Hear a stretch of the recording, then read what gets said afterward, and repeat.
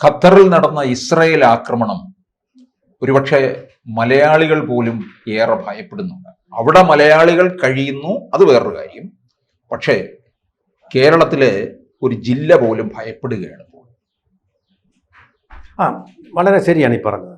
പക്ഷേ വിജയനാഥ, ഇതിൽ ഭയക്കേണ്ട കാര്യമുണ്ടെന്ന് തോന്നുന്നില്ല. മലയാളികളും ഭയക്കേണ്ട കാര്യമില്ല. ഇവിടെ ശരിക്കും ഓപ്പറേഷൻ സിന്ദൂറിലേതുപോലെ മിലിറ്ററി ടാർഗറ്റിനെ കേന്ദ്രീകരിച്ച് അവരൊരു ഓപ്പറേഷൻ അവർ പറയുന്നതനുസരിച്ച് വളരെ സക്സസ്ഫുൾ ആയിട്ട് നടത്തി പിൻവാങ്ങി. ഇനി നടപടി ഉണ്ടാവില്ല എന്നാണ് അവർ പറഞ്ഞത്. അപ്പം ഇതാണെങ്കിൽ ജോർദാൻ ഗവൺമെൻറ്റിൻ്റെ, സൗദി അറേബ്യയുടെ, അതുപോലെ ഖത്തറിൻ്റെ തന്നെ സപ്പോർട്ടോടുകൂടി, സപ്പോർട്ടെന്ന് ഞാൻ പറയുന്നില്ല, അറിവോടുകൂടി നടത്തിയ ഒരു ഓപ്പറേഷനാണ്.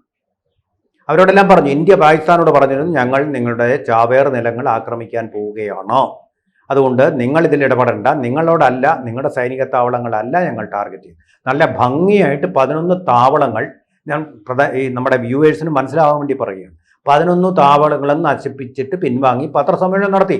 അവിടെ അത് തീരേണ്ടതാണ്. അപ്പം പിന്നെന്ത് ചെയ്തു? ഈഗോ വർക്ക് ചെയ്തു പാകിസ്ഥാൻ്റെ. ആഹാ, അത്രയ്ക്കായോ? നാണക്കെടുത്തി. ഫോട്ടോയും ജനങ്ങൾ കണ്ടു കഴിഞ്ഞു. അപ്പോൾ ഇത്രയും വലിയ മുസൽമാനായിട്ടുള്ള ഒരു രാജ്യമാണ് ഞങ്ങളെന്നുള്ളത് കാണിക്കാൻ വേണ്ടിയിട്ട് അവർ വെറുതെ ആവശ്യമില്ലാത്ത പണിക്ക് പുറപ്പെട്ടു. കുറേ ഡ്രോണുകൾ തുർക്കിയുടെയോ ചൈനയുടെയോ മുഴുവൻ പൊടിച്ചു പപ്പടമാക്കി അങ്ങ് തീർത്തു. കഴിഞ്ഞേ കരിന്തിരി കത്തുന്ന പോലെ നമ്മുടെ അതിർത്തികളിൽ കിടന്നത് കത്തി കഴിഞ്ഞപ്പോൾ അതിനെന്തെങ്കിലും ഇന്ത്യ ചെയ്യണ്ടേ? അതിന് തിരിച്ചടിയായിട്ടാണ് പിന്നെ പോകേണ്ടി വന്നത്. ഈ ഡ്രോൺ ഇങ്ങോട്ട് അയക്കാതിരുന്നെങ്കിൽ പിന്നെ ഒന്നും സംഭവിക്കില്ല. ഇതുപോലൊരു സക്സസ്ഫുൾ ഓപ്പറേഷനായിട്ട് അത് അവിടെ പരിണമിച്ചേ, അവിടെ തീർന്നേ. പക്ഷേ ഖത്തർ എന്ന് പറയുന്ന രാജ്യം പാകിസ്ഥാനെ പോലെ പ്രതികരിക്കാൻ നിൽക്കില്ല. അവർക്കറിയാം, ഒരു യുദ്ധം ഉണ്ടായിക്കഴിഞ്ഞാൽ അവരുടെ സാമ്പത്തിക നില എന്ന് പറയുന്നത് ബലൂൺ പൊട്ടുന്ന പോലെ പൊട്ടും. പിന്നെ ഖത്തർ എന്ന് പറയുന്ന രാജ്യത്തിൻ്റെ ആ യശസ്സും മുഴുവൻ തീർന്നു അതോടുകൂടി. അപ്പം അങ്ങനൊരു കാര്യം ഉള്ളതുകൊണ്ട് അവർ അങ്ങനൊരു സാഹസത്തിന് മുതിരാൻ ഒരു സാധ്യതയില്ല. പക്ഷേ ഹമാസ് ഭീകരരെ അവരവിടെ പാർപ്പിച്ചില്ലേ ഏറെക്കാലം? കയറി അങ്ങ് പാർക്കല്ലേ. ഖത്തറിൽ ഇപ്പോൾ പാസ്പോർട്ടും വിസ എടുത്തുകൊണ്ട് പോയ വിജയനാഥൻ താമസിക്കരുതേ ഖത്തറിൽ? ദോഹയിൽ എത്രയോ മലയാളികൾ അവിടെ വർക്ക് ചെയ്തു.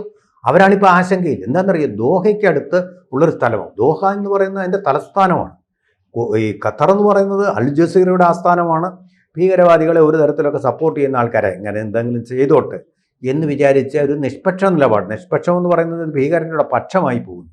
അങ്ങനൊരു രാജ്യമാണ്. പക്ഷേ അടുത്ത് വന്ന കാലത്തെ സംഭവ വികാസങ്ങൾ ഖത്തറിലെ അമീറിനെ ബോധ്യപ്പെടുത്തിയിട്ടുണ്ട്. ഇനി ഹമാസിനോ ഹെസ്ബുള്ളയ്ക്കോ ഒന്നും ഭാവിയില്ല.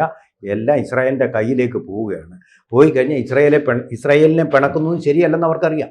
പിന്നെ പരസ്യമായിട്ട് കുറച്ച് 10 ചീത്ത പറഞ്ഞില്ലെങ്കിൽ ഈ ഈ ഭീകരന്മാർ, ഹമാസുകാർ, ഹെസ്ബുള്ള എല്ലാം കൂടെ ഒന്ന് അവിടെ ആക്രമിക്കും. അപ്പോഴും തലവേദന ആർക്കാണ്? ഖത്തറിന്. പിന്നെ വേറൊരു രഹസ്യം, ഇപ്പം ട്രംപ് പറഞ്ഞത് എന്താണെന്നറിയാം? ഇത് ഞങ്ങൾക്കറിയാമായിരുന്നു എന്ന് പറഞ്ഞാൽ അതിൻ്റെ അർത്ഥം എന്താ? ഇസ്രായേൽ നേരത്തെ പറഞ്ഞിരുന്നു ഞങ്ങൾ ഖത്തർ ആക്രമിക്കാൻ പോവുകയാണ്. ഞാൻ ഈ കാര്യം ഖത്തറിൻ്റെ അമീറിനോട് പറഞ്ഞിരുന്നു. അത് കള്ളം. ഖത്തറിൻ്റെ അമീർ അങ്ങനെ സത്യസന്ധനായിട്ടുള്ള ഒരു മനുഷ്യനാണ്. ഇതുവരെ ഞാൻ കേട്ടിടത്തോളം അദ്ദേഹം പറഞ്ഞു, ഇത് അമേരിക്ക ഞങ്ങളോട് പറഞ്ഞു എന്ന് പറയുന്നത് കള്ളമാണ്. അമേരിക്ക ഇതിനെ അപലപിച്ചിട്ടുണ്ട്, അത് സത്യം. അമേരിക്ക ഞങ്ങളോട് മുൻകൂട്ടി പറഞ്ഞു എന്ന് അവർ അവകാശപ്പെട്ടു, അത് തെറ്റാണ്. ഇത് പക്ഷേ വിജയനാഥ, 1000 കിലോമീറ്റർ ഉണ്ട് ഇസ്രായേൽ അല്ലെങ്കിൽ ടെൽ അവീവുമായിട്ട് ഈ സ്ഥലത്തിന്. ഈ 1000 കിലോമീറ്ററിൻ്റെ എയർ സ്പേസിൽ കൂടെ വേണം ഈ മിസൈൽ പോകാൻ, ടാർഗറ്റ് ചെയ്ത് കൃത്യ ലക്ഷ്യത്തിലേക്ക്.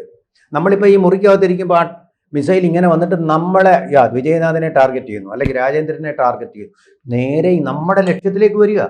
അപ്പോൾ ഈ 1000 മൈൽ കടന്ന് ആ ടാർഗറ്റഡ് പ്രിസിഷനിലേക്ക് അത് എത്തണമെങ്കിൽ, ഇവിടെ ഖത്തർ എന്ന് പറയുന്നത് ചെറിയ രാജ്യമാണ്, തൃശ്ശൂർ ജില്ലയുടെ അത്രേ ഉള്ളുവെങ്കിലും അവിടെ അമേരിക്കയുടെ എയർ ഡിഫൻസ് കമാൻഡ് കംപ്ലീറ്റ് അവിടെ ഇൻസ്റ്റാൾ ചെയ്തിരിക്കുക അമേരിക്ക. മനസ്സിലായോ? ഇപ്പോൾ ഏതെങ്കിലും ഒരു പൊട്ടോ പൊടിയോ ആകാശത്തൂടെ പോയി കഴിഞ്ഞാലും കാണും, അത് റിപ്പോർട്ട് ചെയ്യും ഖത്തർ അമീറിന്. മനസ്സിലായോ? ഇത് അപ്പോൾ അമേരിക്കൻ കമാൻഡ് സിസ്റ്റത്തിൽ ഈ മിസൈൽ ദൂരെ നിന്ന് വരുമ്പോഴേ അവർ കണ്ടുപിടിച്ചിരിക്കും, അവരറിഞ്ഞിട്ടുണ്ട്. അവർ പറഞ്ഞിട്ടുണ്ടോ എന്നുള്ളത് നമുക്കറിയില്ല. പക്ഷെ ടാർഗറ്റഡ് ആയിട്ടുള്ള പൊസിഷനിൽ വന്നു.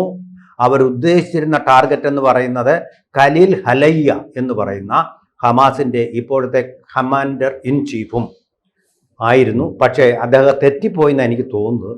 പകരം അദ്ദേഹത്തിൻ്റെ മകൻ ആയിട്ടുള്ള ഹമ്മാമാണ് കൊല്ലപ്പെട്ടത്. പക്ഷെ വേണ്ടില്ല, അവനല്ലെങ്കിൽ അവൻ്റെ മകൻ എന്ന് വിചാരിച്ച് സംതൃപ്തരായിട്ടാണ് ഇസ്രായേൽ സൈന്യം പോയിട്ടിരിക്കുന്നത്. അതുകൂടാതെ പ്രധാനപ്പെട്ട ഒരു കാര്യമുണ്ട്, പ്രധാനപ്പെട്ട ഒരു കാര്യം, 5 പേര് കൂടിയിരുന്ന് അവിടെ യോഗം നടത്തിക്കൊണ്ടിരിക്കുക ഇസ്രായേലിനെ എങ്ങനെ നേരിടണമെന്ന്.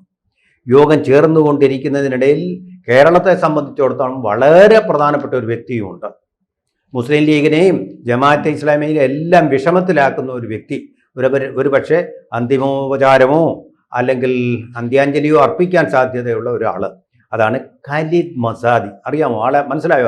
അവിടെ പിന്നെ ഇസ്രായേൽ ഇസ്രായേലിനെതിരെ ഓൺലൈൻ പ്രഭാഷണം അവിടെ പ്രതിഷേധം നടത്തുന്നതിന്റെ ഭാഗമായിട്ട് നടത്തിയ ആ സമ്മേളനത്തിൽ, CPM കൂടെ ചേർന്ന് നടത്തിയ സമ്മേളനത്തിൽ എല്ലാ പാർട്ടികളെയും പങ്കെടുപ്പിച്ചു, BJP ഒഴികെ.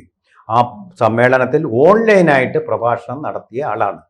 അപ്പോൾ അന്ന് ചോദിച്ചിരുന്നു, യുദ്ധം നടക്കുകയാണ്, നമ്മൾ ഒരു പക്ഷവും പിടിക്കാതിരിക്കുമ്പോൾ ഒരു പക്ഷത്തിൻ്റെ അഭിപ്രായം കേൾപ്പിച്ച് ശരിയാണോ എന്ന് ചോദിച്ചപ്പോൾ ഹമാസിനെ ഇന്ത്യ നിരോധിച്ചിട്ടില്ല. കാരണം ലിമിറ്റഡ് ആയിട്ടുള്ള ഒരു ഇസ്രായേൽ അല്ലെങ്കിൽ പശ്ചിമേഷ്യയിൽ മാത്രം പ്രവർത്തിക്കുന്ന ഒരു സംഘടനയെ നമ്മൾ നിരോധിക്കുന്ന പതിവില്ല. ഇപ്പം ബോക്കോ ഹറാം നൈജീരിയയിൽ പ്രവർത്തിക്കുന്നു, നമ്മൾ നിരോധിക്കുമോ? നമ്മൾ നിരോധിച്ചിട്ടില്ലത്, നമുക്കതിൻ്റെ ആവശ്യമില്ല. നമ്മുടെ എന്ന് പറഞ്ഞാൽ അൽ ഖ്വയ്ദ, അതുപോലെ തന്നെ ലഷ്കർ ഇ ത്വയ്ബ, അങ്ങനെയുള്ള സംഘടനകളെയാണ് നമ്മൾ നിരോധിക്കുക, ഭീകരരായിട്ട് കണക്കാക്കുക. ഇവിടെ അതിൻ്റെ ആവശ്യമില്ല. പക്ഷേ എന്ന് വെച്ച് നിങ്ങൾ പലസ്തീൻ ജനതയ്ക്ക് ഐക്യദാർഢ്യം പ്രകടിപ്പിക്കുന്നത് നമ്മുടെ സൗഹൃദ രാജ്യമായിട്ടുള്ള, നമ്മുടെ ഇൻട്രസ്റ്റ് കാൽക്കുന്ന, നമ്മുടെ താല്പര്യമാണല്ലോ പ്രധാനം. ഇപ്പോൾ എല്ലാവരും പറയുന്ന കാര്യം, ഖത്തറിൻ്റെ താല്പര്യം പോലെ ഇന്ത്യയുടെ താല്പര്യമായിട്ടുള്ള ഇസ്രായേലിനെ മോശമായിട്ട് ചിത്രീകരിച്ചുകൊണ്ട് ഒരു വിദേശി ഇവിടെ വന്ന് പ്രസംഗിക്കുന്നത് മര്യാദകേടാണ്. അതാണെന്ന് പറഞ്ഞു, മര്യാദകേടാണ്. രാജ്യദ്രോഹമല്ലായിരിക്കാം, പക്ഷെ മര്യാദകേടാണ്. ആ മര്യാദകേട് നടത്തിയ ഖാലിദ് മസാദി എന്ന് പറയുന്ന ആളിനെയും കൊന്നിരിക്കുന്നു ഇസ്രായേലിൻ്റെ ടാർഗറ്റഡ് പ്രിസിഷൻ മിസൈൽ എന്നാണ് നമുക്കിപ്പോൾ മനസ്സിലാക്കാൻ കഴിഞ്ഞിട്ടുള്ളത്. അപ്പോൾ അങ്ങനെ വരെ സംഭവിച്ചിരിക്കുന്നു. ഇത് കേരളത്തിലെ അത് അല്ല, അന്ന് പ്രഭാഷണം നടത്തിയ ഇദ്ദേഹത്തിന് കേരളത്തിലെ CPM ഉൾപ്പെടെയുള്ളവർ പിന്തുണ, വലിയ പിന്തുണ. കേരളത്തിൽ കയ്യും മെയ്യും മറന്നുള്ള പിന്തുണയാണ് കൊടുത്തിരുന്നത്. കാരണം എന്തോ കേരളത്തിന് എന്തോ നേരിട്ട് സംഭവിക്കാൻ പോകുന്നു. അവരുടെ ബോംബ്, ഇസ്രായേലിൻ്റെ ബോംബ് വന്ന് എറണാകുളത്തെ റിഫൈനറിയുടെ മുമ്പിൽ വീണെന്നുള്ള മട്ടിലാണ്. നമ്മുടെ ഇങ്ങനൊരു രാജ്യം ഉണ്ടെന്നോ കേരളം ഉണ്ടെന്നോ ഇവർക്കൊന്നും അറിയില്ല. ഇവർ പാലസ്തീന് വേണ്ടിയിട്ട് അവിടെ യുദ്ധം വിതയ്ക്കുന്നു, വലിയ യുദ്ധം കൊയ്യുന്നു. അതാണ് ചെയ്തുകൊണ്ടിരിക്കുന്നത്. കാറ്റ് വിതച്ച് കൊടുങ്കാറ്റ് കൊയ്തുകൊണ്ടിരിക്കുന്ന ആൾക്കാരാണ്. അവർ കൃഷിയിലോ വ്യവസായത്തിലോ തൊഴിലിലോ ഒന്നുമില്ല, മരിക്കുക, കൊല്ലുക, ഇത് രണ്ടുമാണ് അവർ ചെയ്തുകൊണ്ടിരിക്കുന്ന കാര്യങ്ങൾ. വേറെ അതിനപ്പുറം ഒന്നുമില്ല. സഹായം കൊടുത്തുകൊണ്ടിരുന്ന ഇറാനാണ്. ഇറാൻ ഇപ്പോൾ ദുർബലമായി. പിന്നെ കൊടുത്തുകൊണ്ടിരുന്ന രാജ്യങ്ങൾ അറബ് രാജ്യങ്ങളായിരുന്നു, അവരിപ്പോൾ പിൻവാങ്ങി.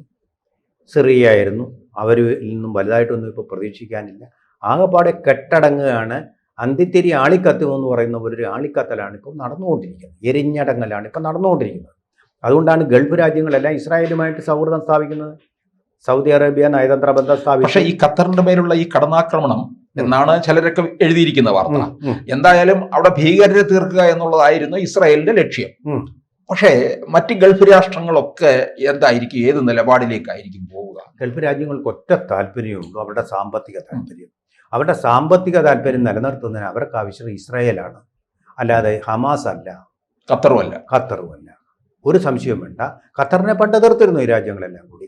കാരണം ഭീകരവാദികൾക്ക് പിന്തുണ കൊടുക്കുന്നു എന്ന് പറഞ്ഞ് ഖത്തറുമായിട്ടുള്ള ബന്ധം വിച്ഛേദിച്ച രാജ്യങ്ങളാണ്. ഇടയ്ക്ക് ഖത്തർ മധ്യസ്ഥ ശ്രമവും നടത്തിയതല്ലേ? അതെ, അത് പ്രധാനപ്പെട്ട പോയിന്റാണ് ചോദിച്ചത്.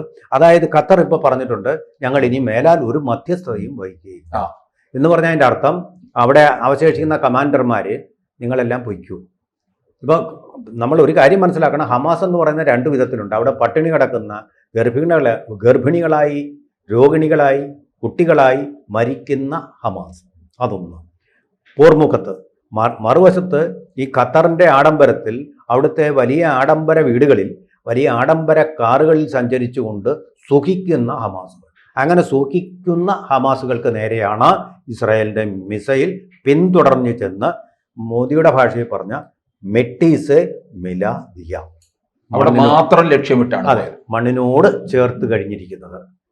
ഇതിപ്പോൾ നമ്മൾ ആരുടെയും പക്ഷമില്ല, പക്ഷേ അക്രമത്തിന് നമ്മളെതിരാണ്. ആരുടെ ഭാഗത്തുനിന്ന്? ഭീകരാക്രമണം. കാരണം നമ്മുടെ ഇൻട്രസ്റ്റ് അതാണ്. നമ്മുടെ രാജ്യം ഒരുപാട് ചോര വാർന്ന ഒരു ഐഡിയോളജിയാണ് ഈ ടെററിസം എന്ന് പറയുന്നത്.